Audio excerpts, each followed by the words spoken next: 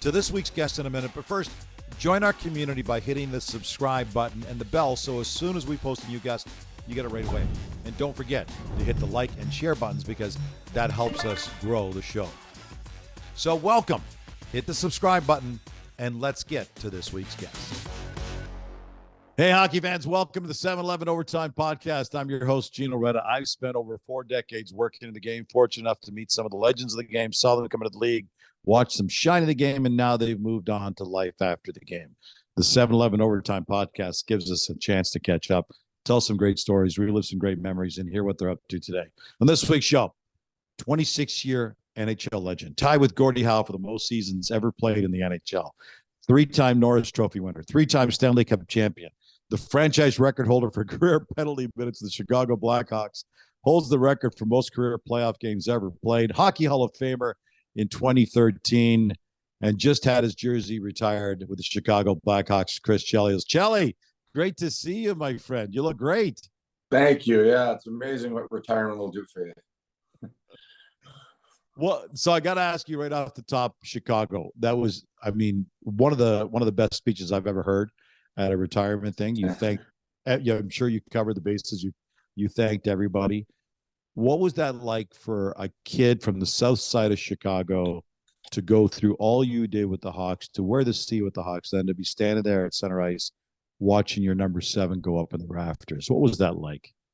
I mean, for me, actually, the most incredible thing is that I'm, being from Chicago, and I mentioned it in my speech. There's only one other athlete, from Chicago that's had his jersey retired, and that was one of my childhood heroes, Dick Butkus.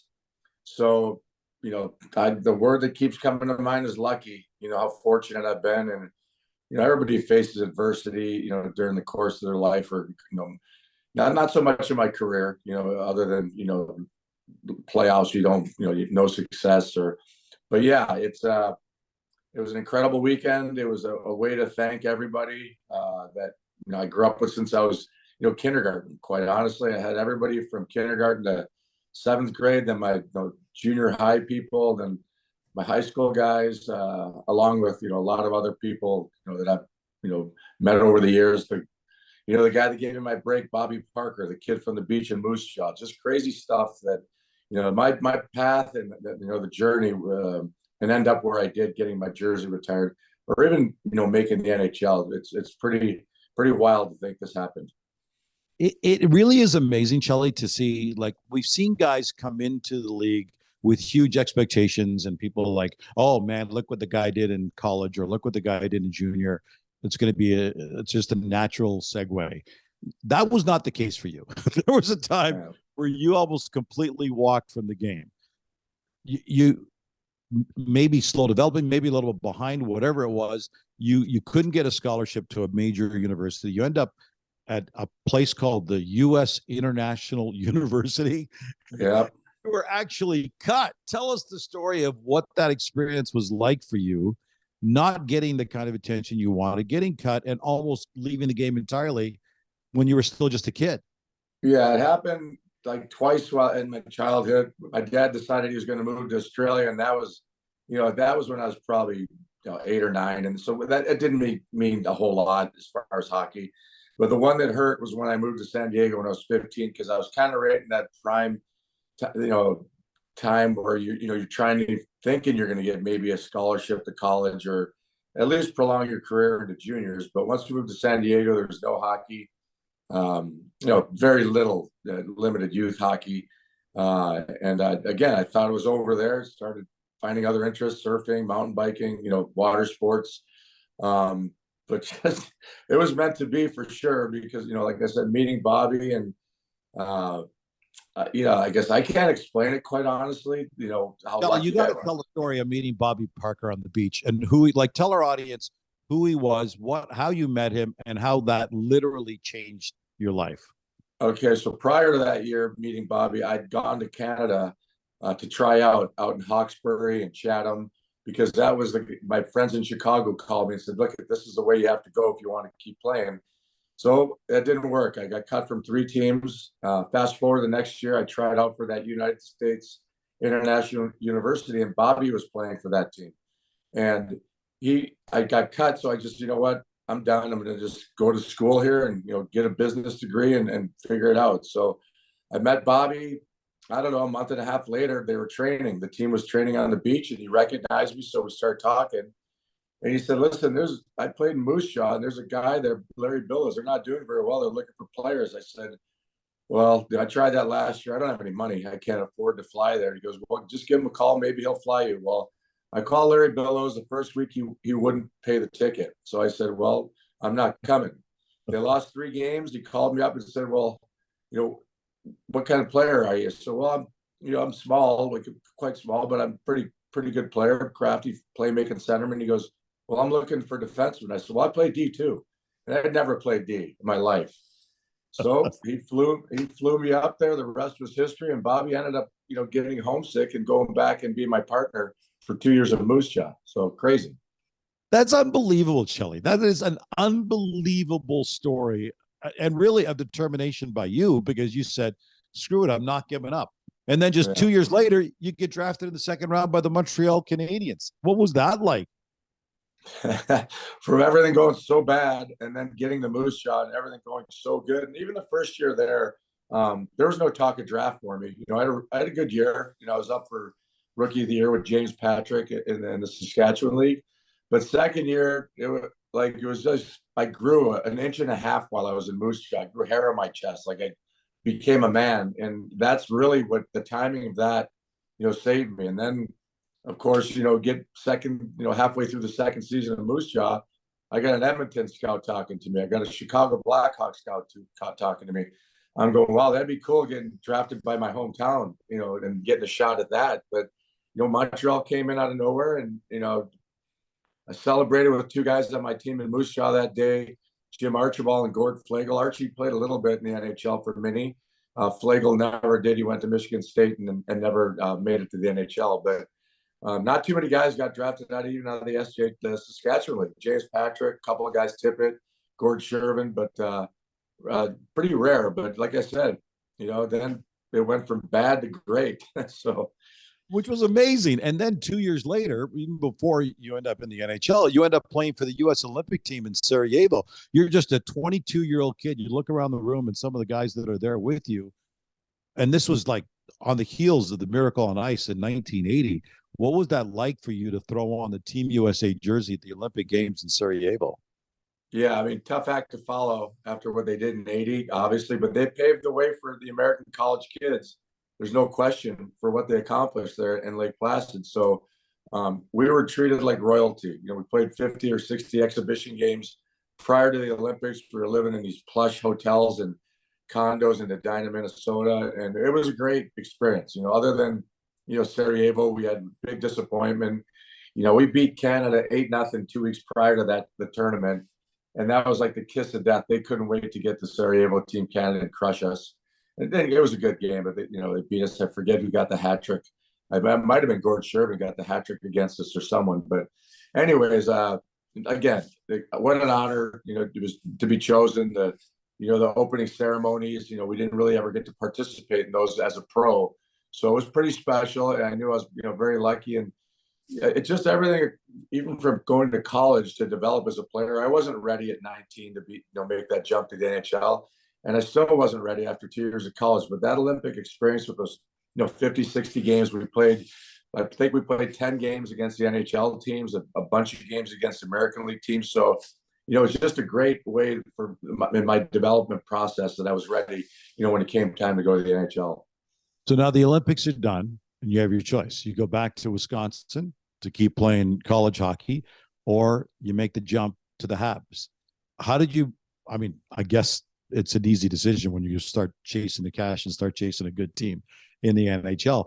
But what was that transition like for you? It's like, holy crap, this is it. This is not just the NHL. This is the Montreal Canadiens. When you go into that room and you see the guys you're surrounded by at that point. Yeah, I had no idea what I was walking into. I'd never been to Montreal other than flew in the airport to go to Hawkesbury to get cut from that team, 5 years before that. So it wasn't a great experience. But, I had hurt my ankle in the Olympics. So I sat out the first, 5, 6 games and watched, and they weren't doing well.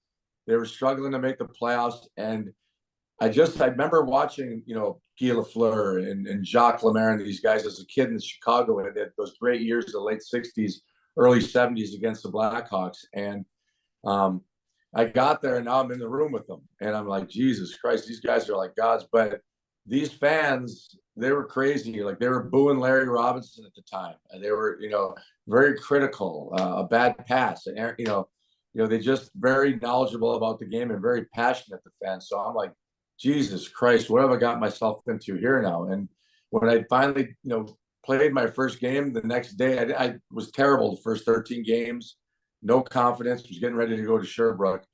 And the radio call-ins just said, who do you think you are? You're comparing yourself to Bobby Orr. I'm not comparing myself to anybody, but they had put me on this pedestal of the savior of the team. So I realized I had a lot of, expectations here. And we got into the playoffs. We barely made the playoffs. And first game against Boston in the Garden, I scored the first goal of the game, power play goal. And all of a sudden, something clicked in me. I go, Jesus Christ, whatever I did in college and Olympics, I could do this here. So my mindset was get the puck and start carrying it and play the way you can. And from that point on, I got my confidence. And, Larry Robinson, I talk about Craig Ludwig, Rick Green, these guys, they could have been bitter, passing the torch over to me, but they're great teammates. And all I did was listen. I'd shut my mouth like a rookie should. And, one of my big mentors, Guy Lafleur, anything Guy Lafleur did, I did. I changed the Sherwood sticks. I'd show up to the rink at 3 in the afternoon. I'd shave before the game so I can get out of there after quicker than anybody. That's what Flower did. So, yeah, I loved every minute of it. And it was a great, 8 years in Montreal.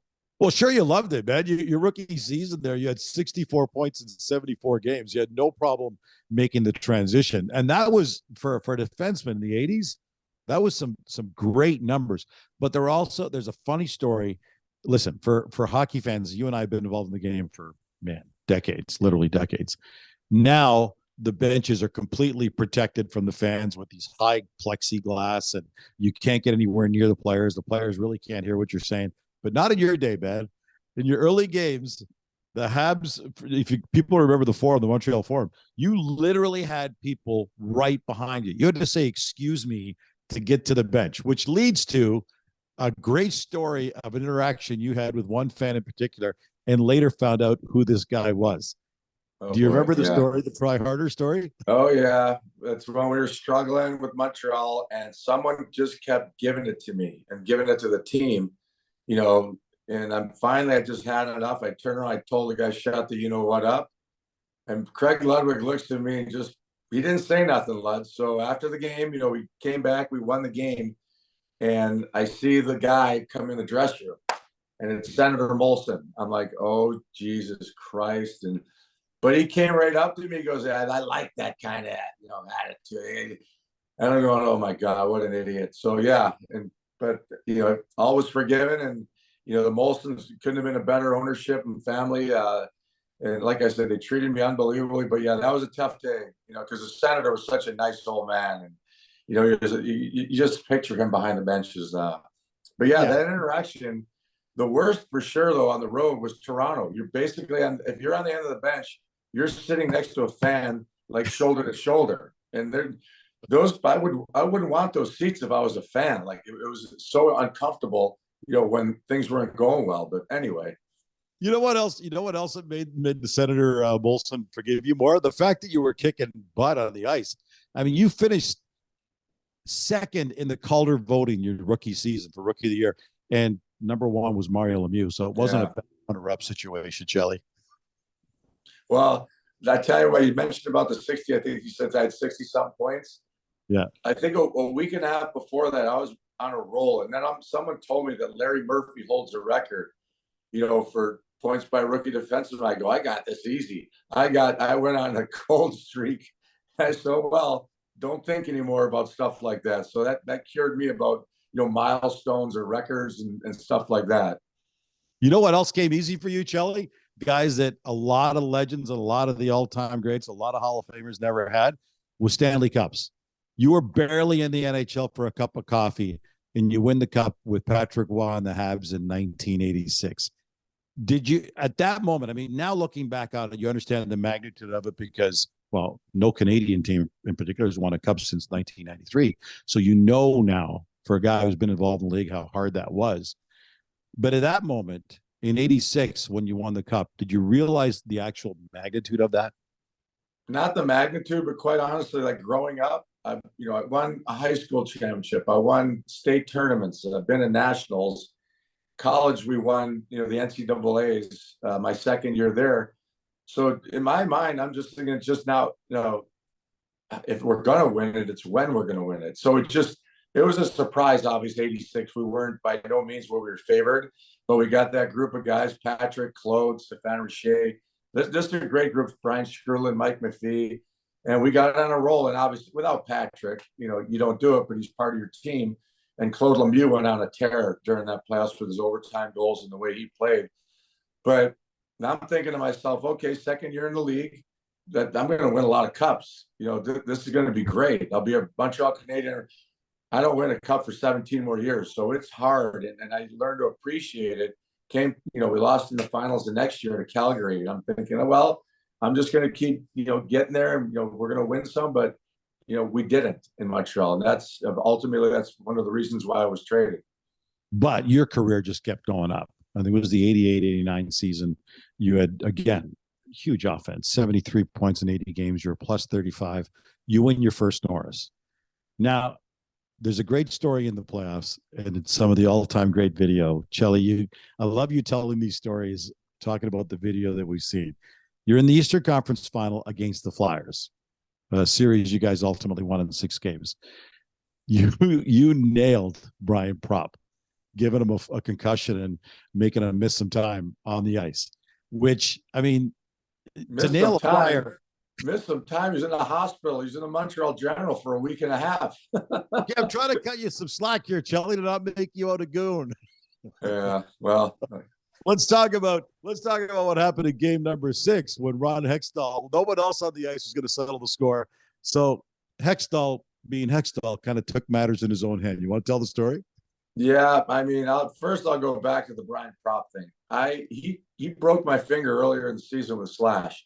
I didn't say nothing. I didn't complain. And then there's an opportunity, to get him that game, in that series. And he's one of their best players. And I was getting tired of him doing that thing he called the kafoo. And every time he scored, he'd take his glove off. So this was building for a while. And it was unfortunate because he hit that metal stanchion, when I elbowed him. And I never even got a penalty. Even Serge Savard came down and said that was dirty. I'm like, well, I didn't mean to, do that. But and it was intentional to elbow him, but I never did that over my course of career ever, going after guys' heads. So anyway, Hexy, and he wasn't the only one. If you watch that game, the last 10 minutes, Sutter gave me a great elbow in the head. I just didn't get hurt for whatever reason. I got a rock head, but there's a lot of guys, took shots at me. But Hexy, and I seen him coming because I went off sides on purpose there, and as I'm looking out of the corner of my eye, right before he's about to come, I'm ready to throw my elbow up.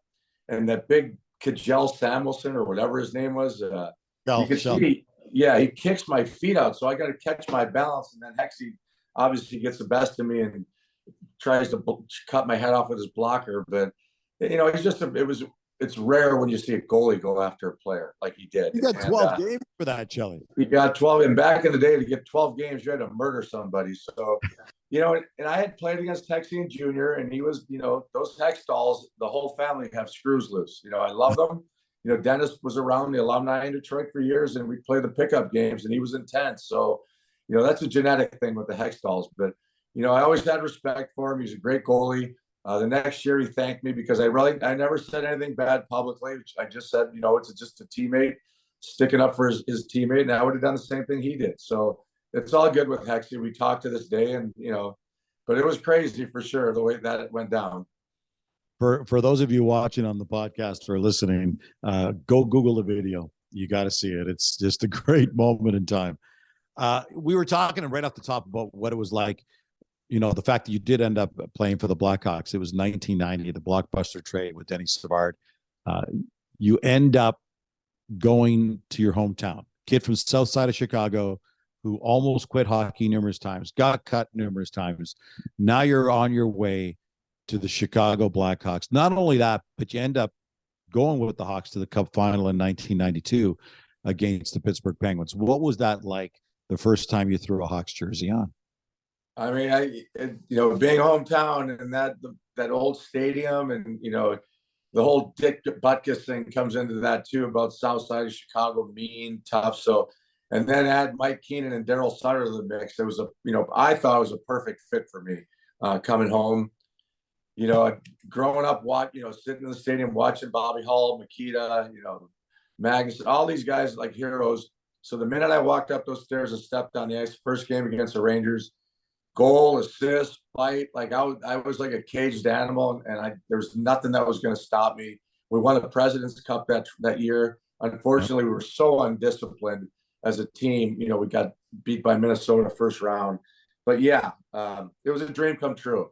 And every game I'd see someone that I'd grown up with, or teammates from high school, or coaches that I'd had growing up as a kid. So it was a proud time for me, and you can see in everybody's eyes how happy they were for me, the people from Chicago. So, and I've always earned the accolades, man. You won 2 Norris trophies with them. You wore the C with them. You were captain with them. Like that must have just been an amazing time for you. Yeah, and then again, you think back, and the only guy that comes to mind off the top of my head is Mark Messier. Edmonton. He's from Alberta, Grant Fuhr too, but Mess being the captain, and to do what he did throughout his career in his hometown. So it's a special feeling, and it's like anything else. I said it, like Olympics are always cheered for Americans. If you're American, Canadian for Canadian. Well, it's the same in Chicago. If you got a hometown kid on your team, there's a special thing about that, and they pull for you. So I've always been like that. Always, the Granados, the old Czechs. And ultimately there's Battaglia, and then Comfort now in Colorado. There's tons of kids from Illinois, and it's great to see that. You're a proud American, man. That's something you and I were joking before we started the show today. I remember covering you guys in Traverse City, where we got into some heated debates with some of your old teammates, Brendan Shanahan and others, the Canada rivalry. You went to Sarajevo for the Olympics. You won silver in Salt Lake representing Team USA. You got silver in the Canada Cup in 91. But in 1996, the World Cup of Hockey, you finally knock off the Canadians, and you were named the tournament MVP. What was that like for you as a proud American? I mean, finally, I guess the word comes to mind, finally, because we could talk all we wanted to. When it came time for the big game, we always come up short, to Canada or, whoever else, but especially Canada, the rivalry. We had little man syndrome and a little chip on our shoulder, and I've said it over and over, Canada, it's their sport, and they can put 2-3 teams together, and still compete. They've got that much depth. I mean, every big kid in Canada plays hockey. Every big kid in the U.S. baseball, football. So, and there's something about them. They've got that swagger and that confidence when they go out there. Those Olympics in Vancouver, Sochi, they just dominated everybody, Team Canada, like to the point where it's almost embarrassing. You couldn't get a shot on net. But 96, with that group of guys that we battled with, Canada for, let's say 10, 12 years, that same group, it was a great feeling, winning in Montreal. And for me, at least, we said, okay, we can compete at least. You watch the World Juniors, and ever since we started that development program, Jimmy Johansson, God rest his soul, we're at that level now with Canada. 9 times out of 10, they're going to beat us in the Olympics and stuff like that, but we're still there. Some of the greatest players in the league now. You look at Austin Matthews, Patrick Kane. They're every bit as good as, maybe not the Sidney Crosbys, but they're at that level with McDavid, and it's good to see. When you talk about some of the great legends of your era and some of the legends now, but you're one of them, Chelly. I mean, here's the part that blows me away is you were not a big guy. You were not this huge monster out there who just floated. You were a smaller guy. You depended on your speed. You're all about the offense. Now it's 1999. You're 37 years old, which as a defenseman in the NHL, especially in the era you played, at that point, your body's taking a serious beating. And people start thinking, maybe it's time to retire. That was just the beginning of the second half of your career. Yeah. You still had literally 10 more seasons in the NHL. and 2 more Stanley Cups to win with the Red Wings. What kept driving you to the point where you had still yet another unbelievable year in 02 where, you had a plus 40, led the league. You were a first team all-star. You ended up going to the Olympics in 2000. What drove you as a guy creeping up to 40 years of age and said, no way, man, I'm not going anywhere for a long time here? Well, I think at the end of my run in Chicago, quite honestly, the last year, especially where we didn't make the playoffs, it's no fun. And when it's no fun, for me, that was the writing was on the wall that maybe this is it. And I didn't enjoy going to the rink anymore. As a captain of the team, you felt that burden. No light of it. So Bob Murray, I'll never forget it, called me up in his office. He was the GM at the time and said, listen, why don't you I was asking for an extension or some type of commitment from the Hawks because I didn't know what my future was. Not any more money, just another year to see what's going to happen.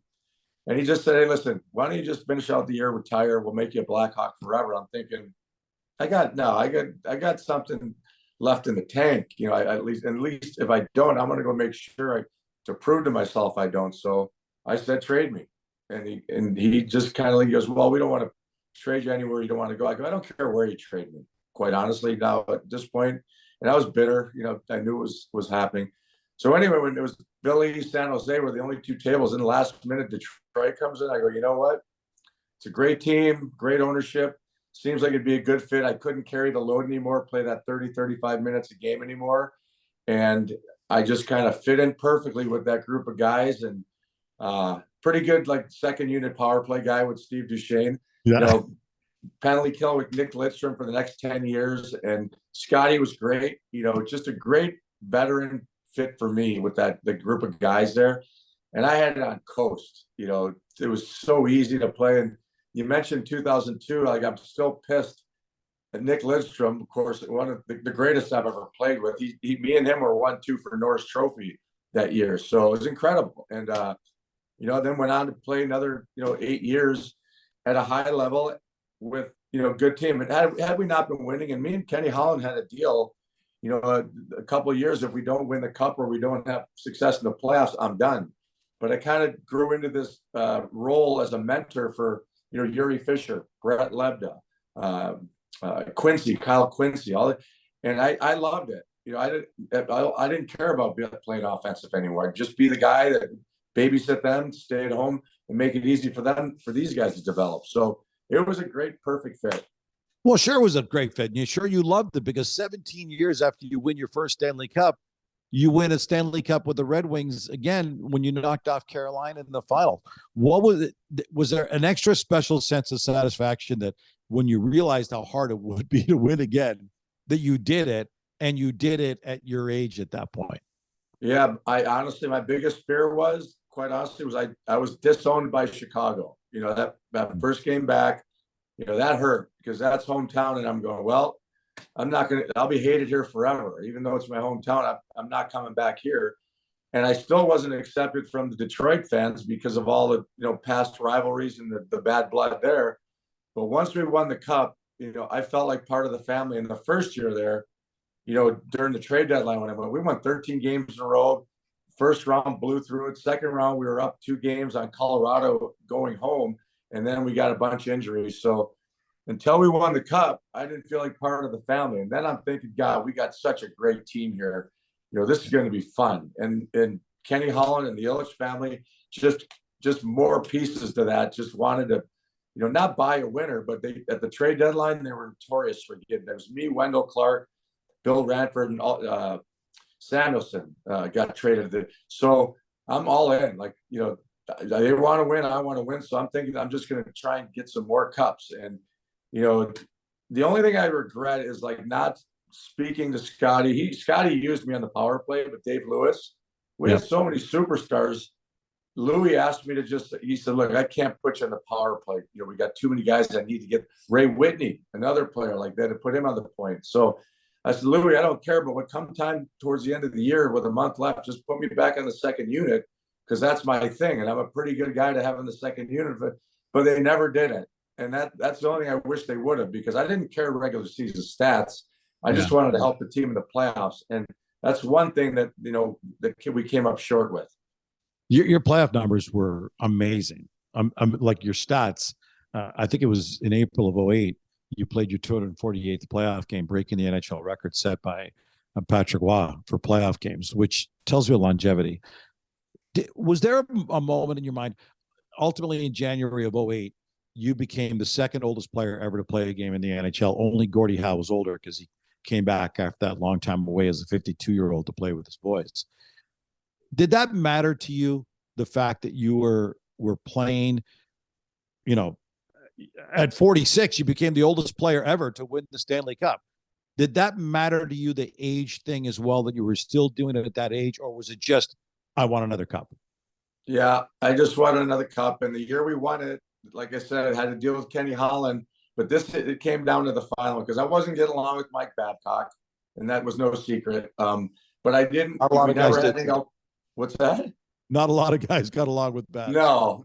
We never had any altercations. Whatever he told me to do, I would do. He would go to Kenny Holland and said, he doesn't want to do this, but Kenny would say, well, if he does it, he's going to be a Detroit Red Wing until he doesn't, do what he says.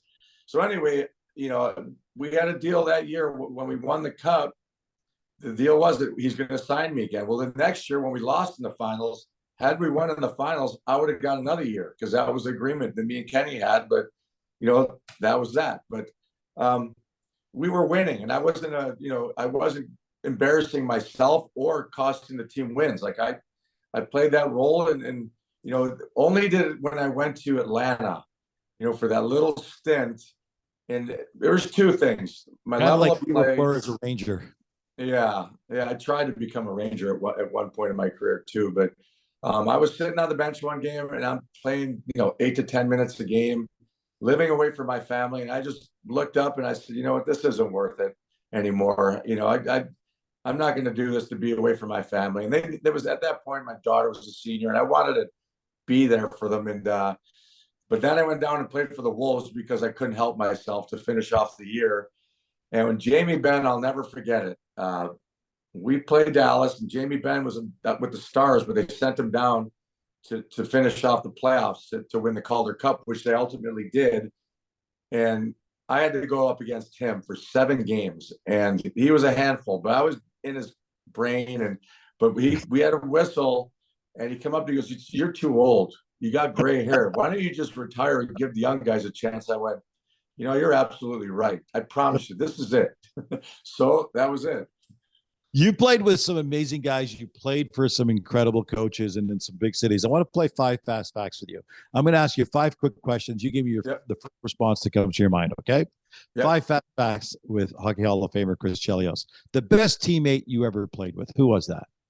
Well, I'm going with the first guy that I fell in love with, Guy Lafleur. Like, quite honestly, the way he treated me and took me under his wing, and and I only had a year and a half to play with him, but we kept in touch, and I was able to spend some time with him before he passed. And class act, everything about him. I wanted to be like him. I wasn't as classy as him. I didn't dress like him, but I sure admired him as a teammate. Who was the best coach you ever played for? Jacques Lemaire. No question. As a teacher, and again, I didn't have him long, but even when he wasn't coaching in Montreal, he would come on the ice with me my first couple of years and try and teach me a one-timer, which I never learned. I just never got that. But the position, just little things, and I very serious look. He had that look, but he was a great coach. He obviously went on to Jersey and Minnesota and prove that. Who did you hate playing against the most? Dale Hunter. Like, this guy was the devil, and he was good, but I mean, he got the best of me over the course of my career. Blew my knee out twice. Played an all-star game with him, and usually, you say hi to guys and talk to them. Back in the day, there was a lot of hate, but we played an all-star game together. We ran into each other in the bar and just kind of looked at each other and went the other way. So that guy was that was hate. Yeah. Who was your favorite NHL city to play in? Well, other than Chicago, the hometown, Montreal was a great city, but I would say for a building that it's quite old, like the New York, Madison Square Garden, something magical about that building. even to go see a concert. The acoustics and the way they've renovated over the years, it hasn't lost that atmosphere. By your own words, you got cut a few times. You almost never went the hockey route. If you had become an NHL player, what do you think you would have done as a career? I hate to admit, I know I said I was going to get a business degree, but I would have probably just bought a restaurant like the rest of the Greeks, and that's all I've done my whole life since my dad. I mean, I've worked in restaurants since I was 6 years old, from stacking bottles to cooking to dishwashing, and maybe I would have, because of college, I could have learned how to do the bookkeeping and the accounting, but I was a laborer and I enjoy working and cleaning. And, to this day, I'll sit on my boat when you can't take it out and I'll just start scrubbing. So it's something in my genes that, I love about doing that. Chelly, it's been so great catching up with you, man. You've been so generous with your time. I want to ask you one last thing. And you brought up your dad. I want to mention that because I know how close you two were. Your mom was there for your jersey retirement. Your dad sadly passed away in 2017, wasn't able to experience it. What was it like to be able to, in that moment, share that moment with your mom and wonder what it would have been like how your dad would have felt at that moment for you? Yeah, my mom's 90 and she's had, some close calls over the last couple of years. Like, you never know. It could, when you get that age. So we just started pumping mom full of IVs and B12 and iron and think, let's get her. We just need her to, get through this weekend because, like you said, losing dad, I still feel fortunate at my age that my mother was there to experience that. And that, she's flying high still over this. She got so much energy from it, and she deserves it. What she did. I told the story. She's the one that actually took me to the hardware store to get the skates because my dad was he believed in just hard work and sports weren't his thing and blah, blah, blah. But he was a great dad. And you ask anybody who met him over the years, he was the only dad in Montreal that got to go in the team plane. Serge Savard loved him. And I picture that run in 86. My dad convinced everybody he was always good luck. So as soon as we won the first round, he's on the team charter. He's playing cards with Toe Blake and all these other great ex-great guys who just traveled with the team also. So he never, ever once missed a playoff game, my dad, from that point on. And even in Moose Jaw, he would always come up for the playoffs. And that was his thing. So for the course of my career, and my mother-in-law was pissed off. My wife he can't stay with us for 2.5 months. And I go, hey, listen, door's open for everybody. So just shut your mouth. So, and as I said, my mom, took a back seat most of the time and stayed home. And like every other, woman in that generation and that age, watched the kids and not much of a career, but she'll never complain. My dad, there was never a dull moment. She had a great life with him.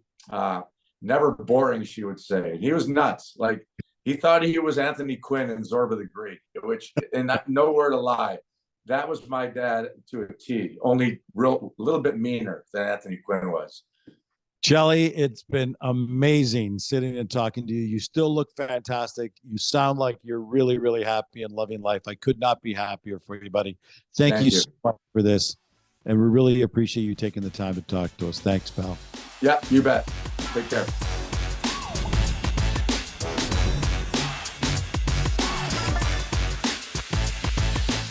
Three-time Stanley Cup champion, Hockey Hall of Famer, one of the greatest of all time on the blue line, Chris Chelios. The Overtime Podcast is proudly presented by 7-Eleven and Athlete's Care. Before leaving the rink, order your favorite Slurpee, fresh 100% premium Arabica coffee, hot from the oven, pizza and wings, a pint of ice cream, or even a carton of milk, a dozen eggs, and a loaf of bread from the 7 Now app. And Team 7-Eleven will have your order ready for pickup 24/7. Athlete's Care is proud to be celebrating its 25th year, offering sports medicine services to both elite athletes and general population who require rehab for a new or chronic injury or pain. Go to where the best go. Athlete's Care Sports Medicine Clinics with 24 locations in the Greater Toronto Area and Ottawa. Hey, if you miss any parts of the show, don't worry. Visit our website at overtimepodcast.ca, where you can both listen and subscribe to future shows. 7-Eleven's Overtime Podcast can be found on Spotify, iTunes Podcasts, or at any of your favorite podcast platforms. As well, please check out and subscribe to our YouTube channel at O-Time Podcast. Until next week, I'm Gino Retta saying so long, hockey fans, And thanks for joining us on the 7-Eleven Overtime Podcast.